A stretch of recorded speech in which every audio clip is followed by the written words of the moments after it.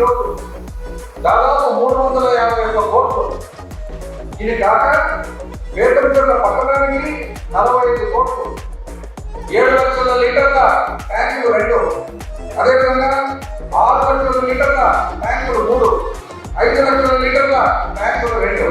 అంటే వేటమిత్రుల bus stand పక్కన పెద్ద ట్యాంక్ ఏదైతే ఉందో అంతకంటే 300 సైజు గల ట్యాంకులు మనం ఇప్పుడు 7 ట్యాంకుల వేటమిత్రులకు మాత్రం కష్టపోతున్నామని చెప్పి తెలియజేస్తాం.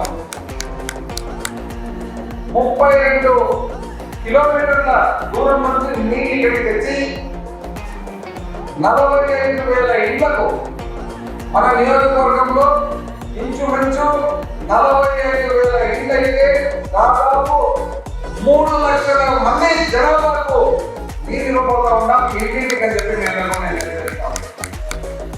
ఈ విషయం ఎవరు చేయదు. ఎంతో నమ్మకం ఉంచి మమ్మల్ని అందరూ గెలిపించిన దానికి నీతి మీకు తెలియజేస్తాం.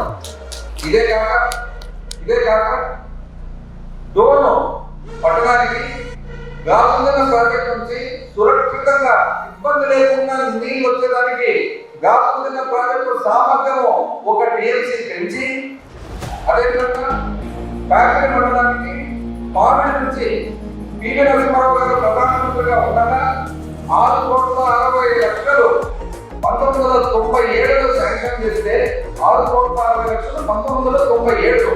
ఈరోజు దాని విలువ చూసుకుంటే 300 కోట్లు కాదు చేస్తే పని అప్పటి ప్రభుత్వాలు, అప్పటి నాయకులు, ఎందుకంటే గొప్ప నాయకులు ఉన్నారు డబ్బులో ఎవరైతే తప్పలేదు, ముఖ్యమంత్రులు, ఉప ముఖ్యమంత్రులు, కేంద్ర మంత్రులు 14 ఊర్లకు నీళ్ళు ఇవ్వవలసిన అవసరం ఉంటే 2004 సంవత్సరం వచ్చేటప్పటికి కష్టపడి నీళ్లు 4 ఊర్లకు ఇచ్చినారు.